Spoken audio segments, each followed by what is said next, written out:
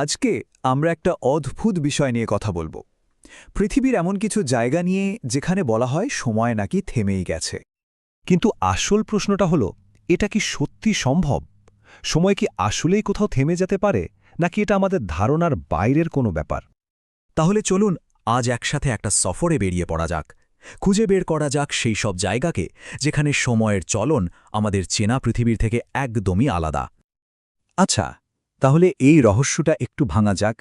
আমাদের বুঝতে হবে, এই যে সময় স্থির হয়ে যাওয়ার অনুভূতি, এটা কি শুধুই একটা মনের ভুল, নাকি এর পেছনে আসলেই কোনো কারণ লুকিয়ে আছে? এই রহস্যটা সমাধান করতে আমরা তিনটে আলাদা দিক থেকে দেখব। প্রথমে মহাবিশ্বের ছন্দ, তারপর মানুষের সংস্কৃতি আর চিন্তাভাবনা, আর সবশেষে পৃথিবীর নিজের ভূতাত্ত্বিক স্থবিরতা। আমাদের এই খোঁজটা শুরু হচ্ছে একেবারে মহাজাগতিক বিস্ময় দিয়ে। চলুন দেখি আমাদের এই গ্রহ আর সূর্যের সম্পর্ক কিভাবে সময়কে অদ্ভুতভাবে প্রভাবিত করতে পারে।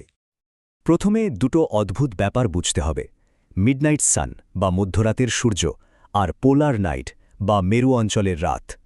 ভাবুন তো, এমন একটা জায়গা যেখানে গ্রীষ্মকালে ২৪ ঘণ্টায় সূর্য দেখা যায়, আবার শীতকালে দিনের পর দিন দিগন্তের নিচেই থেকে যায়। মানে দিন আর রাতের যে স্বাভাবিক চক্র, সেটাই সেখানে উধাও। কল্পনা করুন, আমরা যাচ্ছি পৃথিবীর একদম উত্তরের শেষ মাথায়, যেখানে প্রকৃতির নিয়মকানুনগুলোই যেন অন্যরকম। মানে সত্যিই কি এমন হতে পারে? একটা জায়গা যেখানে সূর্য কোনো দিনও ডোবে না, যেখানে দিন যেন শেষই হতে চায় না। শুধু এই সংখ্যাটা মনে রাখুন, ৭৬। নরওয়ের কিছু জায়গায় টানা ৭৬ দিন সূর্য ডোবেই না।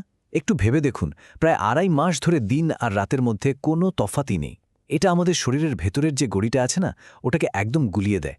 ফলে সময় কাটানোর যে স্বাভাবিক অনুভূতি, সেটাই পুরোপুরি বদলে যায়। মনে হয় যেন সময় এক অনন্ত বর্তমানে আটকে গেছে। আচ্ছা, আকাশ থেকে এবার মাটিতে নামা যাক। এবার দেখব কিভাবে আমাদের সংস্কৃতি আর চিন্তাভাবনা সময়কে একেবারে অন্যরকম বানিয়ে দিতে পারে।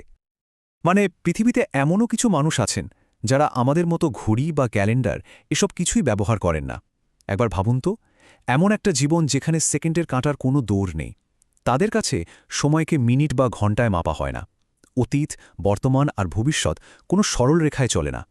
তাদের কাছে সময় হলো যাপন করার বিষয়, মাপার নয়। এই দুটো ধারণার মধ্যে পার্থক্যটা কিন্তু দারুণ। একদিকে আছে আমাদের চেনা ক্লক টাইম, যেটা সেকেন্ড মিনিটে মাপা হয়, আর অন্যদিকে আছে ইভেন্ট টাইম বা ঘটনার সময়।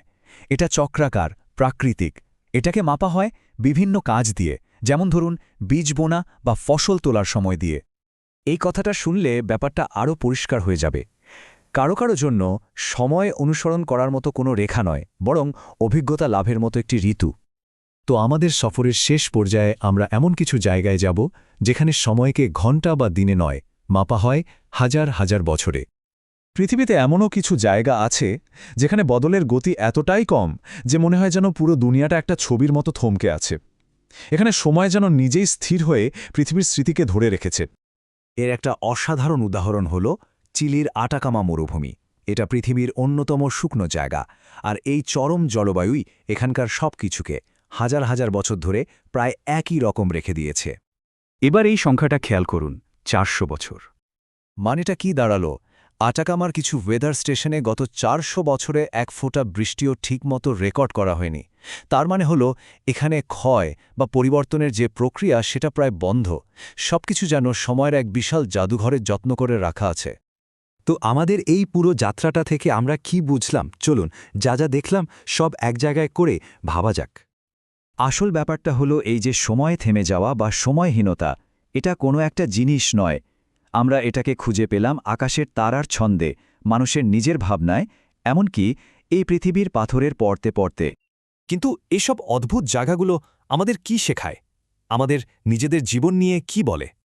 এরা আমাদের এটাই শেখায় যে সময় আসলে কোনো ধরাবাঁধা স্কেল নয়, বরং এটা আমাদের চারপাশের পরিবেশ আর সংস্কৃতির ওপর নির্ভর করে। আমাদের নিজেদের সময়ের অনুভূতিও আসলে পাল্টাতে পারে। শেষ করার আগে এই কথাটা ভাবুন, হয়তো সময়হীনতা মানে সময়ের থেমে যাওয়া নয়, বরং আমাদের নিজেদের চিন্তার জগৎটা আরও বড় হয়ে যাওয়া। এই ভাবনাটাই হয়তো আমাদের এই পুরো যাত্রার সবচেয়ে বড় আবিষ্কার।